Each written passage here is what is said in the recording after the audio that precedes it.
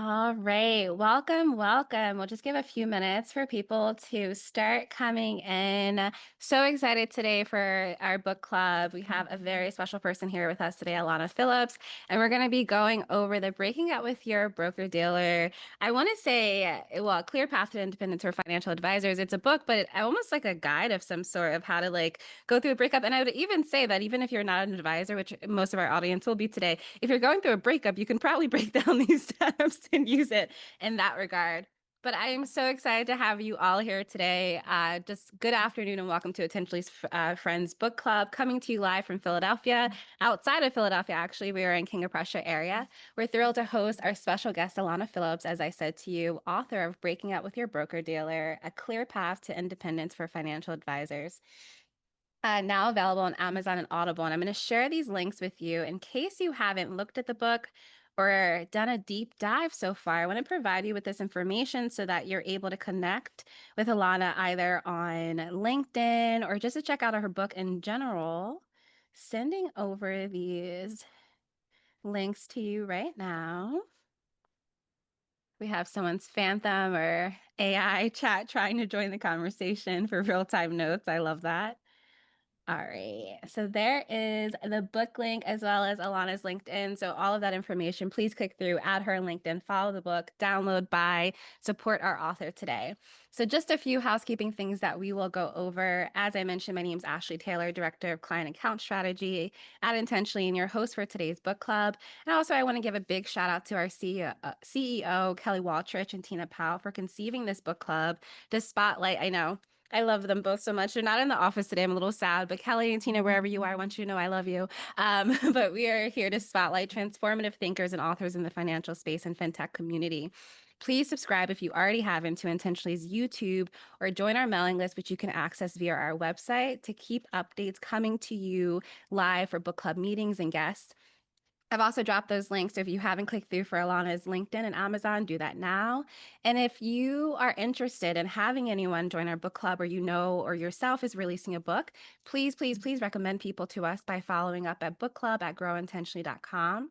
This session is going to be recorded, so a replay will be shared with all registrants and posted on YouTube as mentioned. So again, don't forget to subscribe.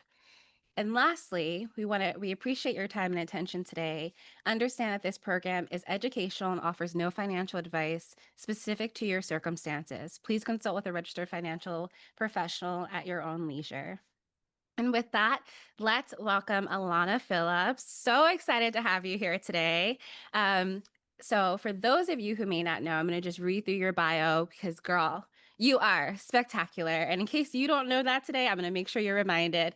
Alanah Phillips, MBA, is an advocate for the next generation of financial advisors. She's a recruiter, speaker, and industry troublemaker, which I love, with over a decade of recruiting, hiring, and training experience.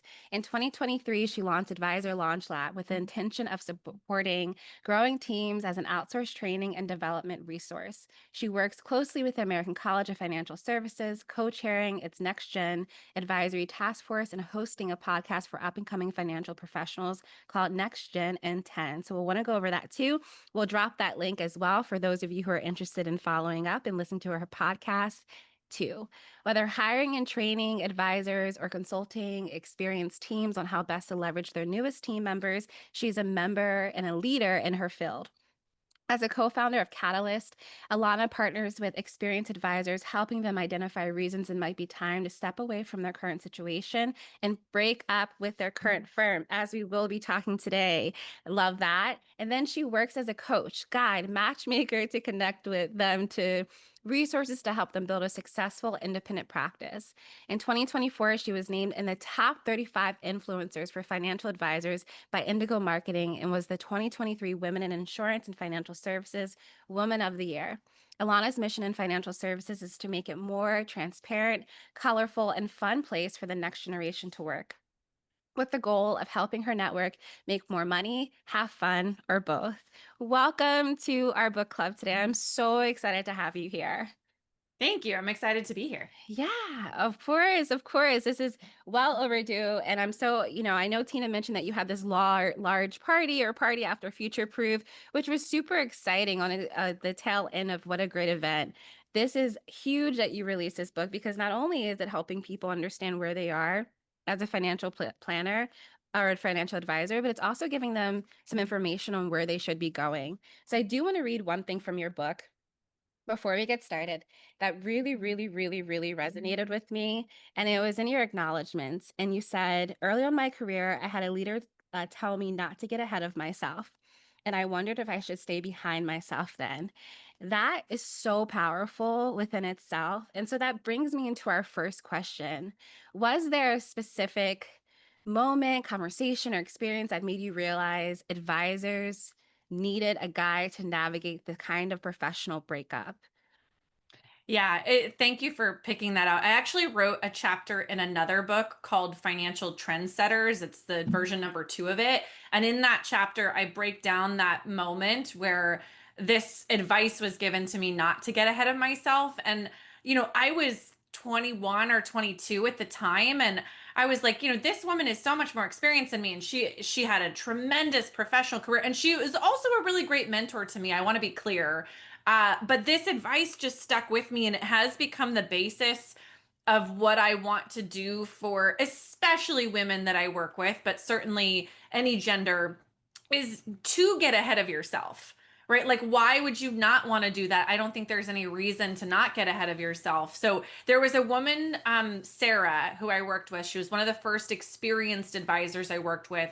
She was at a bank, a very large bank in the US, and she was in a big city. She was a high producing woman, and we invited her. I worked for a company at the time to a women's event, and her company was the number one sponsor for this event, and they hadn't invited her to it in her own city. And so this became a thing for her as we were discussing her leaving that place and going somewhere different, that her firm didn't celebrate her. They forgot about her as a top producing person in the city that this conference that they were sponsoring was at. She then listed out for me a number of other things that were about how they would put meetings on her calendar when she was supposed to be picking up her son. Um, they were changing the compensation structure on her sort of at random. She had been quoted in, I forget if it's now the New York Times or Wall Street Journal, but it was a very cool interview that she got to participate in. And they wanted her to go try to figure out how to take it off of the internet, which is really hard if you've ever tried to get anything taken off the internet. And so Yeah. there were just all these signs. And she looked at me at one point, Ashley, and she said, I'm in an abusive relationship with my firm. And I was like, whew, like, these are incendiary terms. I don't know if we want to think about all of our advisor transitions this way. And that's where the breakup came from, was when you are in a relationship where you realize it's not serving you, you're not growing with them, and you're not headed to the same place. And again, maybe they're controlling your time, your money, they're not celebrating you. That's when it's time to break up. And I met hundreds of other Sarahs after she inspired this breakup concept and how much better we can be on the other side of it. But she was really the original one that made me realize this was such an issue. Yeah. And that's what I love the honestly, that's what I love the most. It's because it's that acknowledgement of like self-worth. Yeah. Right? I think a lot of times when we look at our jobs, we like differentiate like, okay, this is my job and this is what I do to make money, but like this impacts your overall like how you view your legacy, how you view your growth, like who you hope to become. That's why I wanted to start off reading that quote because I think that it's something that everyone needs to think about, especially you mentioned women, like women a lot of times in our careers we're told in some way shape or form to become small. Yes. And we Yep. either do that, right? We do the execution in order to survive, or we turn the blind eye to that comment, continue to thrive. And so definitely taking that with us to carry on. But one of the things that you mentioned about Sarah that I want to know is red flags, right? And although she didn't acknowledge those red flags at once, how they started to build up over time and what it started to actually look and feel like for her. So in your experience, what is the biggest? Like I know there's a lot, but what Yeah. do you think really kind of signals that it's time or, tips the teacup over for people to start thinking about making that transition from their current firm?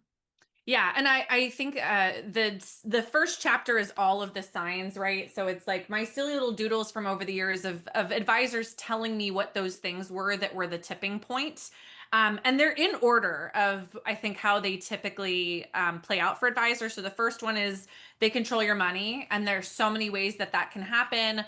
I've seen advisors who have really convoluted financial reporting. Maybe they're not getting compensated completely on something. Maybe they have incentives that are tied to proprietary products. There's so many ways that the money can get controlled. The second sign is about your firm controlling your time, which is also money, right? So, but the time piece of not being able to take time off when you want, not getting to your kids or significant others' important events, having a manager who is putting meetings on your calendar that are not important to you, but are important to some quota or some mission that they have to serve. And then the third one is not being celebrated.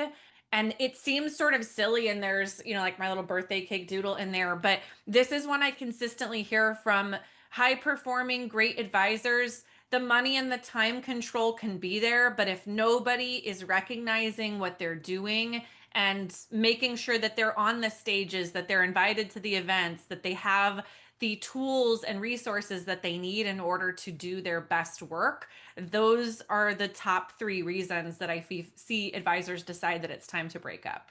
Yeah, we had Carrie Carbonaro on our podcast, or not podcast. Love I, Carrie. I always Yeah. feel this way when I have a mic. I'm like, it's a Yeah. podcast, but book club in July. And that's one of the things that you talked about. Like, there was a period in her career where, like, she was forced to kind of become small Yeah. and she couldn't do interviews and she couldn't do podcasts. And then once she was out of that contract, then her, Now she's everywhere. Yeah. she's everywhere, but it's Yeah. like some people, like when they're invested in their career, like they deserve that. They Yeah. deserve to have their message heard. Like her Women in Wealth book is spectacular, right? And so like it's good that everyone can be find their voice, find their place and be able to work through these red flags. But I think especially because having someone like you, right? Yeah. Because if Wow. someone like you didn't exist, then like people would kind of stay in those toxic relationships for a long time. Yeah, and they certainly do. No, it's funny. I got a text from an advisor yesterday who she also wrote a book. She's a fabulous lady, and she's at a firm where she can't even talk about the book that she wrote, and it is for her niche clientele, like so perfect for her, like marketing and advertising, and she can't even talk about it. So we had stopped having breakup conversations because she was feeling like, it's fine here. And she told me yesterday in her text, she got to page 60 or whatever when it's talking about business structure and financial fit and vibes fit. And she was like, I've gotten through the signs and I'm here on page 60. And I think we need to keep talking about this because it was a reminder to her of just, she has so many cool things she has done and is not getting the recognition or ability to be out there and marketing herself and talking to the clients that she wants to help in the way that she wants to. Yes, absolutely. And I'm just gonna, because that was like where I always take notes. So like that's like one of the places that I did make a note because I felt like the way that you phrased it, like it was such a I'm a millennial. So I was a Me too. millennial girly. So Me I was too. just like, I felt this on every level. But it says business structure fit, financial fit, and then culture fit, aka the vibes fit, because if the vibes are not right, if the culture is not right, like that's a huge thing that's gonna like monopolize your life and your time, right? Absolutely. Yeah. Yeah. No, So I have another advisor I'm working with right now, and the first two boxes checked, and the third one we went and did a home office visit with the firm that he would join, and he just didn't like them. And I was like, well, that's enough of a reason for the other things not to matter. I agree. I agree with you. So, on an Amazon review, because we all love Amazon, Jane Rad praised how the book blends straightforward strategies, tools, and encouragement. Other reviewers mentioned that you break down a complicated and sometimes overwhelming process into clear, actionable steps. And that's one of the amazing things that I do love about this book. Did you outline the book in chronological order, mirroring an advisor's transition, or were the themes based off kind of like the mindset, the operations, the compliance, things that you've experienced when going through the process with advisors? Yeah, it's a great question. And I think the idea behind the book was really to make this as simple as possible. We all have very short attention spans. And so there was a part of me, if we're being honest, because there's folks in our industry who probably know much more about this process than I do. And they could write books that are, 600 pages long on this whole thing. And I don't think that would serve advisors because they wouldn't read all of it and it needs to be bite-sized and actionable. But it's definitely, and this illustration, the breakup process is how the book was designed. I have found the first issue is deciding that you should break up. And this is almost entirely an emotional decision. And this is true of your personal relationships too. Until you have accepted the fact that it is time to break up and you need to leave, it doesn't matter how good the other solutions on the other side are. They won't matter. There's nothing I could show an advisor, even if they're going to double the amount of money that they're making, if they're not emotionally ready to break up with their firm. So that's why the signs are the beginning. You have to decide that the signs are applicable to you, that you are ready to break up. And when you accept that, then we can work on the when, the where, and the how. And so that is the journey of the book. We have to decide we need to go. Then we worry about where we're going to go, understanding the landscape of the industry. The due diligence process is more of the how, and then there's a small section on when, which is really a ambiguous thing depending on the person. And then the post transition, some of the things that come along with that, all of the emotions of making the move, but very much it is the journey in the order that it probably has to happen. Yeah, and I know like the one section, the resignation section, but I liked it when you were kind of, it was almost like an exercise that you were proposing. Well, like why, like asking them like, well, why did you want to make this decision opposed to telling them? And I feel like that mechanism, like that idea, like it's so therapeutic. Like if anyone has ever gone to therapy, like these are kind of the questions. I Yeah. would assume that you might have been a therapist at some point in your life based off how you're proposing these questions. And also I do want to note that as you're going through the book, we're not only just reading the book, but we're also getting resources. And so there's these QR codes that exist on throughout the entirety of the book. I'm trying to find them, but throughout the entirety of the book, that once you access one of the QR codes and you're able to put in your information, there you go, and download playlists, all the different tools that Alana references it in the book to help you go through the breakup, but also ask yourself the important questions as you're going through these important steps. um, all right, love that. So, how do you coach advisors to manage the fear, the guilt, or uncertainty that comes with such a major transition? Yeah, I do feel like a therapist a lot of the times. And it is a funny thing because as I'm working with an advisor, we typically become very close. So we're talking every day or every week, and they share stuff with me that they might not share with other people, which is, I think, an interesting part of this process. But it's a huge decision. It is business, it is personal, it affects all of the things. So, in terms of fear and uncertainty, I think one of the exercises that we would often do is what's the worst case scenario? And sometimes this starts with a spreadsheet because advisors are more comfortable with spreadsheets than feelings. And the spreadsheet is what's the worst case scenario if you only bring half of your business, or if you completely fail at this. How do we hit if you have maybe goals in terms of your income or goals in terms of a forgivable note? What if we don't hit those things? And we'll just do the math on it. And if the worst case scenario, the math is still mathing, often that does help to alleviate some of the fear. But we'll envision worst case scenario in every possible way. If you get sued, if your clients don't come with you, if something bad happens within your family or this process in your team, and envisioning that worst case scenario and knowing how we would deal with it certainly helps. The guilt part is funny. And I will say, as a piece of anecdata, the women that I work with experience guilt a lot more than the men that I work with. And so this is often a conversation about loyalty. They maybe have started with a firm that gave them a shot and they feel very loyal to that firm. This is often where we ask questions like, Did you give your firm the chance to change? Did you tell them the feedback about the things that caused you to want to leave? And the answer is almost always yes, that they have said, we need better technology. I need X resource so that I can get business done easier. I would like to be featured in a podcast. I need advertising and marketing tools. And the firm has not responded to those things. So they did give them a chance to change, and they didn't. We also would look at how would the firm be acting if they were in your shoes.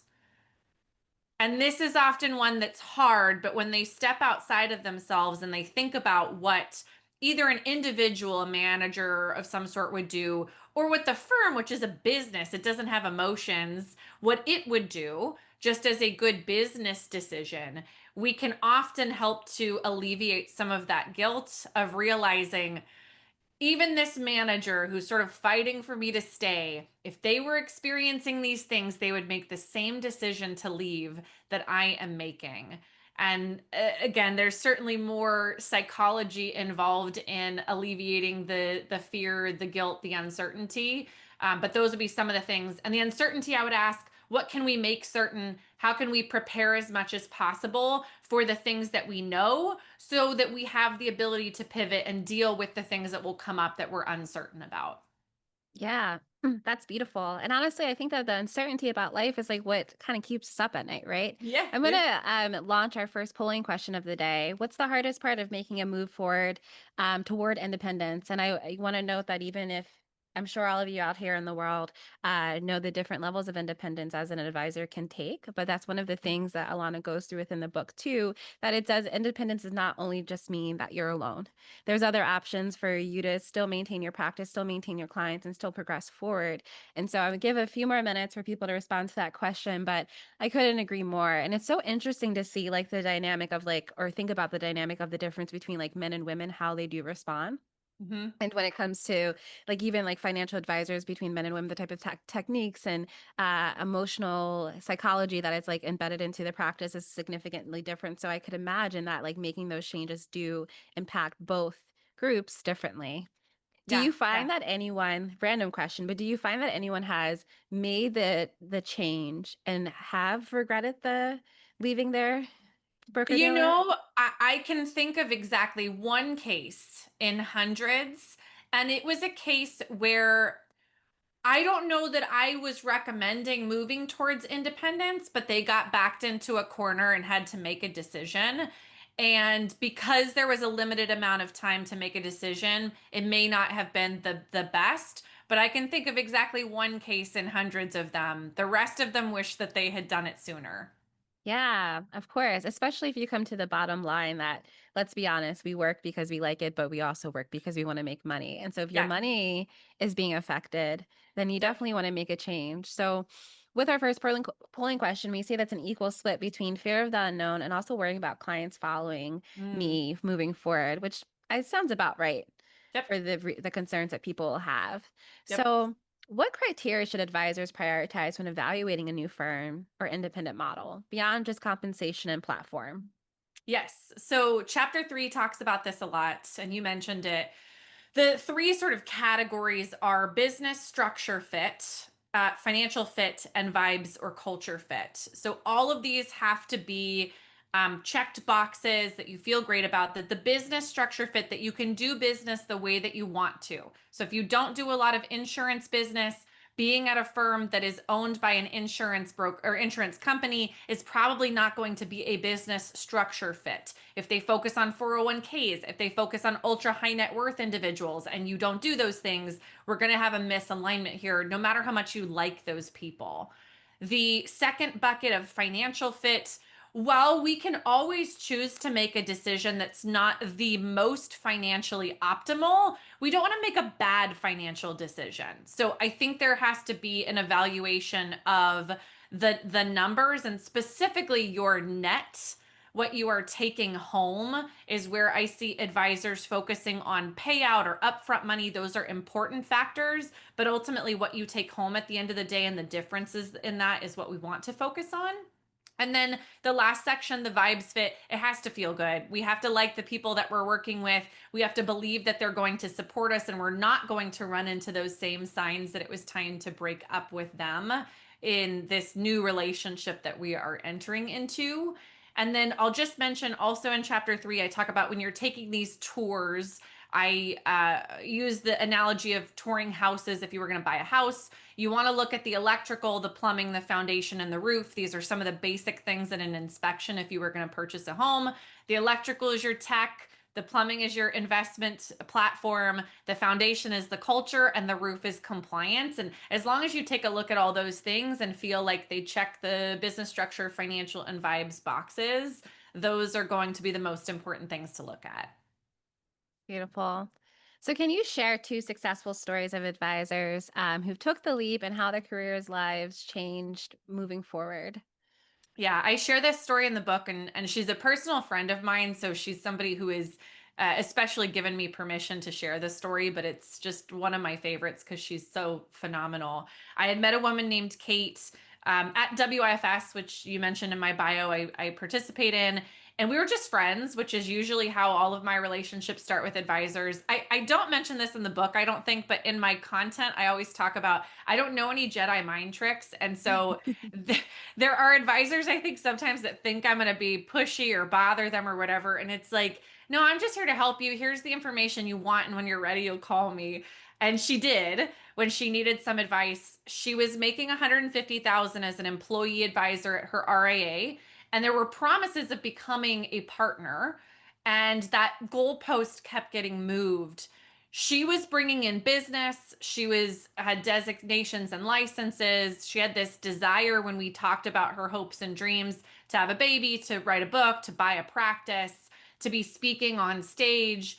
And she was going to, at this point in time, go take a job at an insurance company because that was her background and she just needed to get out and it felt familiar. And so as we went through the process that I outlined in the book of the hopes and the dreams and her structure and risk tolerance, risk capacity, we realized that she had the risk tolerance and risk capacity to take a crazier leap. And so she moved to independence. It was one of the worst transitions I've ever been through in my life. She had a non-accept in her contract. She was fighting with her firm.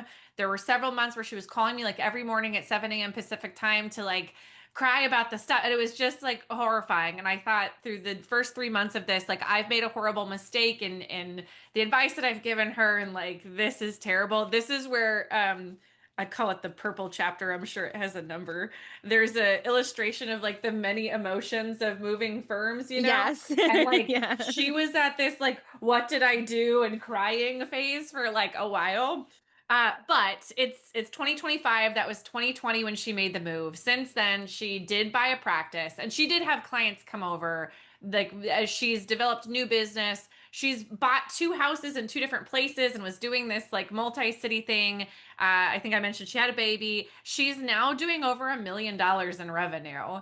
And just like her lifestyle is what she envisioned it being. And she like gives me credit for this when I see her, you know, and I give myself like a teeny little pat on the back for just being a catalyst in it. But it was just her being laser focused on the right things and a hustler through this process that she was also the right person focused on the right things. So, you know, there's so many more of those stories, but that one, she just like, again, the baby, the house, that like she will write a book, she purchased a practice, like she did all the things. And it's really, really what makes me want to continue to catalyze this change for other advisors.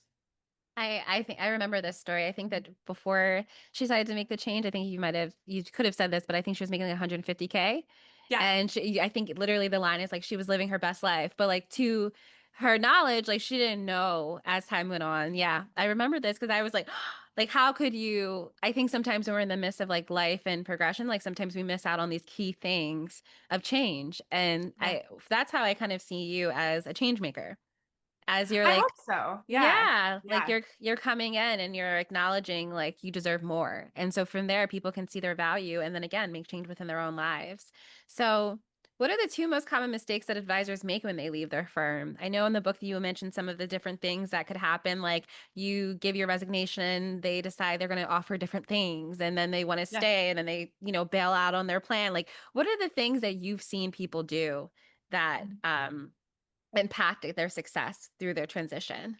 Yeah, I think the biggest one is moving hastily and not doing due diligence. So there's lots of ways that can happen. You're frustrated and you're ready to leave, and so you run away and you break up without preparing or without making sure that you're running to the right firm, right? I think about, when you just need to break up with somebody so bad that you end up cheating on them, or you end up in a relationship with somebody who's also not aligned with your values or your goals, right? That you're bad pancake person.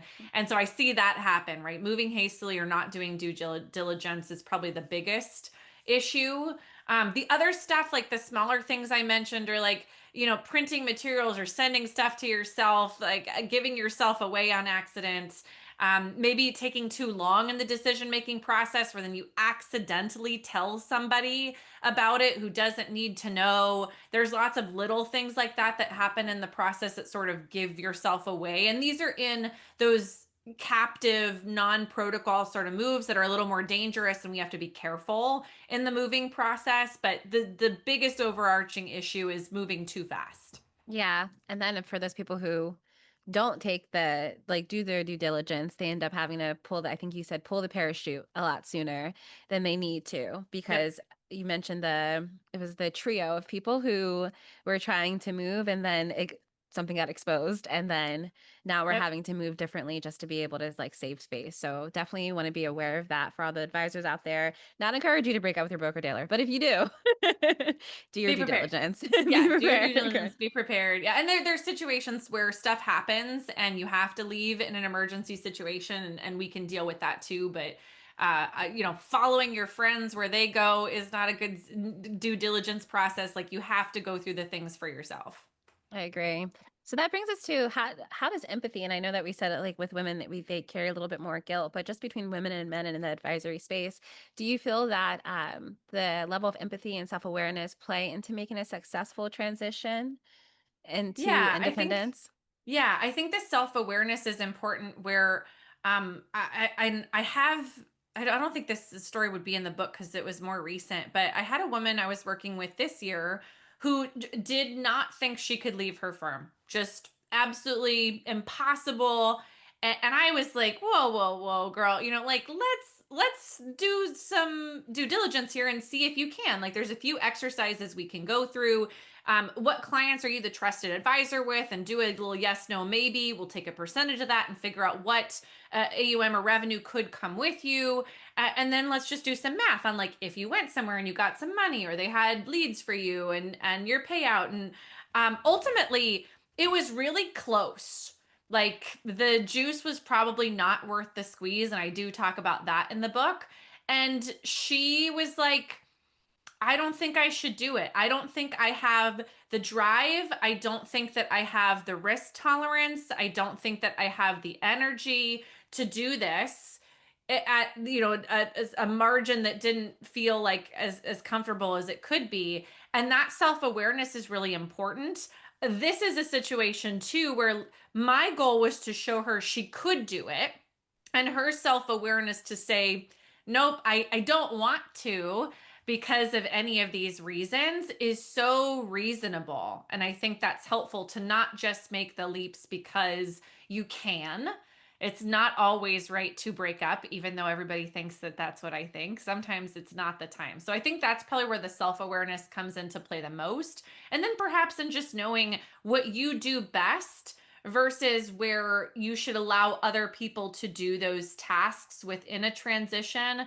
I know me personally is not the best at paperwork. And so that would not be a place that I would be helpful to anyone. If I were the advisor in this situation, I would make sure that we have somebody who's going to do the paperwork process for us. So that self awareness and just knowing what you do best is helpful as well. I agree. That was like the one thing that I did take away from your book too, that like self-awareness is key. Because if you are making decisions based off like obviously it's a very emotional decision to make to remove yourself from your broker dealer. But if you are having a bad day and you make this decision and then you drive it forward, it might be actually the wrong time for you to do that. So, like, Mhm. one of the things that I will note is that you did for our audience today who maybe didn't read the book yet is that you're offering, and I mentioned this a little bit in the beginning about offering pros and cons, but you're focusing more on the pros a lot in your book because I Mhm. feel like it's natural for us as humans to focus on the negative, right? We didn't get the thing Absolutely. we want, we didn't get the raise we want, we didn't become partner, and all these things can happen. They can be important, but like weigh out those three things that we talked about the vibe, the energy, your pay structure, all of these like minute somewhat in a way might feel that way details can really change how you have that self-awareness as you're talking about and like make the next decision. Absolutely. Yeah. So for how has the recognition influenced your mission to empower other advisors, especially women and next generation leaders in this industry? Yeah, I'll talk a little bit about myself. I have left religions and relationships and companies, and every time that I have been terrified to leave, I, on the other side of it, am so grateful for whatever I have opened myself up to on that other side. And so I think about that in empowering folks who don't think that they have a choice, that Mm. they think that they are stuck, that they think that they can't leave. And sometimes they're temporarily stuck. That happens. But I think to show somebody that they can do it and they do have a choice and there is a way and here's the process and also I'm going to be here with you through the process is such an empowering thing. And again, not everybody's ready to do it now, but the comfort of knowing that they could do it, or here's the things I need to complete before I could make this change. I'm going to get to this level of AUM. I'm going to complete this license or designation. I'm going to move this type of product to a more portable product. Like when they know what those mile markers are, it is so cool to see them realize what they can do. Yeah, I think that is the quote of 2025 for sure is like you have choices. And I Hmm. think that a lot of times people don't know that. So I love that you say that just because when with their people's careers, like specifically financial advisors, like you can easily become complacent Yep. and easily stay where you are just because it's working. Hmm. So I love that. I love that you note that. So how do younger advisors, um, have you worked with working with younger advisors? How have they approached you with like declaring their independence differently than previous generations? Yeah, I do think there is, and I don't want to say less loyalty because that's wrong. I think there's this sort of false sense of loyalty to a company that advisors have had in the past because those companies maybe were a little more loyal, or we think about the shift of, uh, what's the word I'm looking for? We had pensions, but the shift from pensions to a 401k, and I can't think of the type of plan that I'm trying to describe, but um, that shift has changed. We don't have loyalty to a company anymore. That Yeah. company has no loyalty to us, and part of it was that shift in like retirement plans. And so I think this younger generation has realized as they've watched this experiment in the last 50 years of this career that advisors who were loyal to a company or stayed somewhere longer than they should, they're not happier, they're not making more money, they're not healthier, like they're not having more fun. And so making those choices that are going to help somebody stay aligned with their values is so much clearer to this next generation. And there's stuff about their decision making that like I don't know if it will be the right thing either, but they've certainly seen that those advisors are not happier who didn't prioritize their own values and alignment. They are going to try something different. I'll also say they know a ton, and it's kind of like scary. I have a woman at my gym, so unrelated to financial services whatsoever. She knows that I work with financial advisors, and so she'd asked me if I could introduce her to someone. And I was asking her some questions about, like what type of advisor she might want to work with. And she knew she wanted a fee-based fiduciary advisor who, didn't sell only insurance and worked at a company where they had these licenses. And I was just like, Oh my gosh. Okay, like this is just like a 20 something year old girl who knows all these things about our industry that older clients or clients in the past did not know. And that has shifted. The advisors need to recognize that your clients know all this stuff about you and they're on the internet looking you up. And so the independence part of it has become even more important because clients understand if you are independent or not now. Yeah, clients.